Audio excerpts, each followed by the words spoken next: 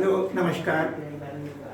जन विकास महासभा और society of career technology द्वारा आयोजित इस जूलॉजी के बायोकेमिस्ट्री क्लास में आपका पुनः स्वागत है। पिछले टर्म पे हम लोग प्रोटीन स्ट्रक्चर के बारे में कुछ बात कर रहे थे। उसी श्रृंखला में आज कुछ हायर क्लासेस में एक शॉर्ट नोट पूछा जाता है, रामचंद्रन प्लॉट, उसके बारे में आज हम चर्चा करेंगे। प्रश्न ये था कि primary, secondary, tertiary, quaternary structure में पॉलीपेप्टाइड बॉन्ड तो ठीक है, एक CO, OH और NH2 मिलकर के बना लेते थे।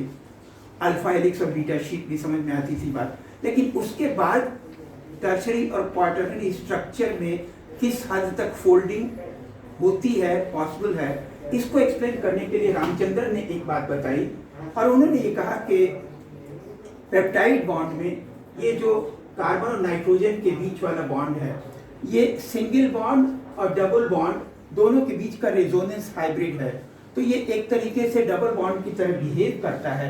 अतः इस बॉन्ड एंगल पे रोटेशन पॉसिबल नहीं है।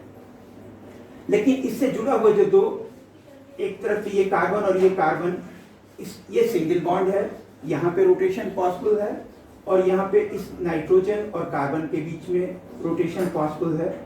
तो इस रोटेशन के लिए फाई एंगल डिपिक्ट करते हैं और यहाँ पे साई एंगल डिपिक्ट करते हैं।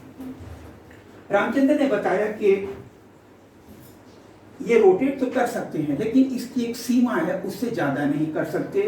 फाई और साई दोनों को जोड़ करके मैक्सिमम 180 डिग्री रोटेशन हो सकता है। 180 डिग्री का मतलब ये हुआ कि जैसे ये कोई चीज है तो ये घूम करके इतनी आगे, तो इतना तक तो रोटेट हो सकता है, इससे ज्यादा नहीं रोटेट हो सकता। और इसलिए यदि एक कुछ हद तक रोटेट किया है तो दूसरे में फिर सीमा सीमित हो जाती है कि उतने ही एंगल तक ये रोटेट कर सकता है, और इससे ज्यादा होने पर वो उसके क्रिस्टल स्ट्रक्चर में स्टीरिक हिंड्रेंसेज आ जाती हैं, तो वो पॉसिबल नहीं होता है। इसको उन्होंने ग्राफ के द्वारा प्रदर्शित किया, जिसे रामचंद्रन प्लॉट कहते हैं। Ramachandran recognise that an amino acid residue in an polypeptide chain cannot have any pair of values of phi and psi angles. Some combinations are not possible due to steric hindrances. The possible ranges of phi and psi can be predicted and visualized in graph called Ramchandran plot. इसमें भी कुछ amino acids बीच में ऐसी हैं जो यदि बीच में आती हैं तो वो भी फर्दर रोटेशन को इनहिबिट करती हैं, और एमाइनो एसिड में जो एक R ग्रुप है वो बहुत बड़ा है, तो वो भी इनहिबिशन पैदा करता है, जो कि और अधिक इन दोनों बॉन्ड्स पे रोटेशन को परमिट नहीं करता है।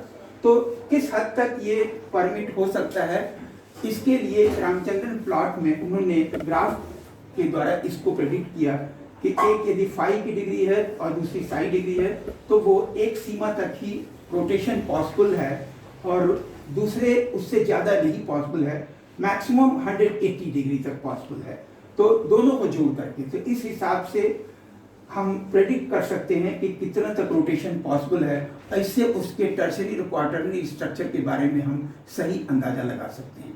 Thank you very much.